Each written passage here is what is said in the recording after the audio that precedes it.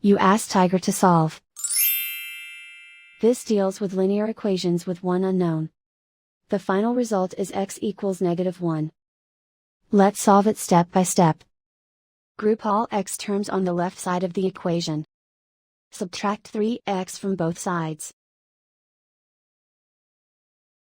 Group like terms.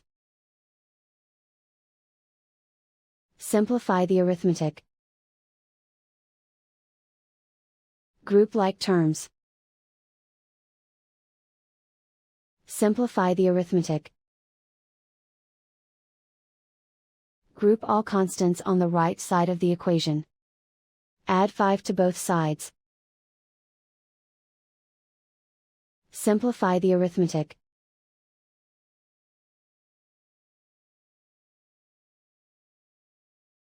Isolate the x.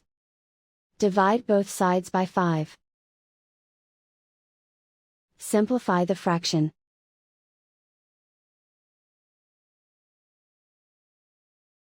And so the final result is x equals -1.